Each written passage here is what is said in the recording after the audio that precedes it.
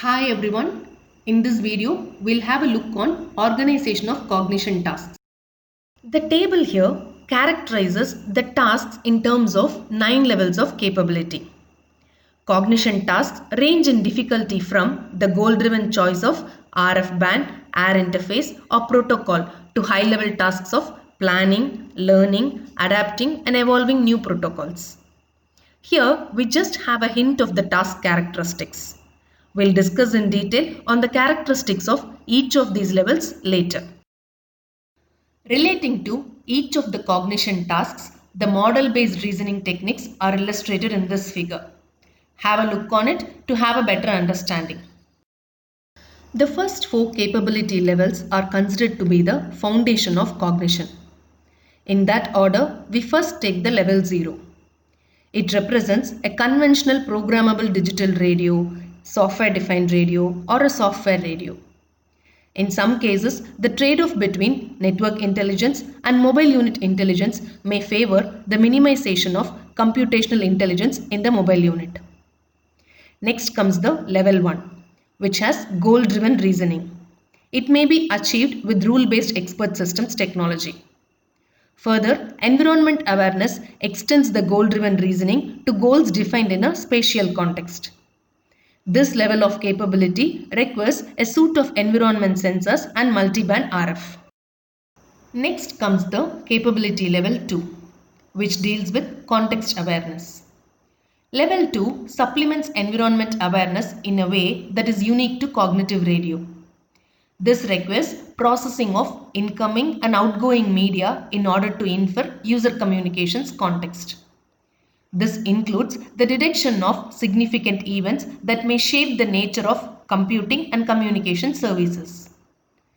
Processing does not necessarily require in-depth machine understanding of every stimulus.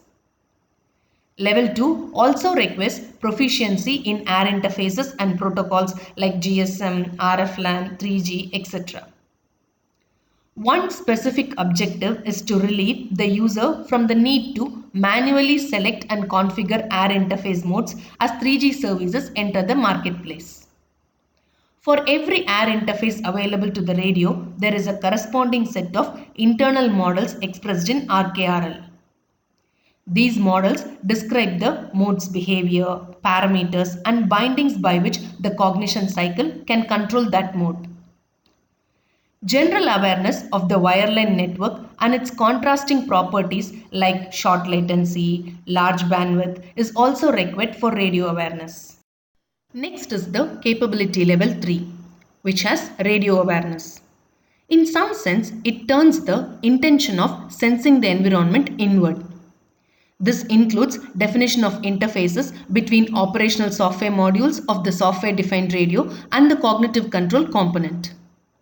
In addition, radio's internal model must reflect substantial knowledge of the behavior of networks. Propagation modeling, quality of service models, queuing models, and system-level models would be characteristic of a cognitive network. The next 5 levels are the core cognition capabilities, which include natural language, planning, learning, and adapting. Achieving level 4 capability requires computer-based planning. There is a well-established technology base for computer-based planning. A typical decision-making architecture from the planning literature analyzes a situation to determine goals.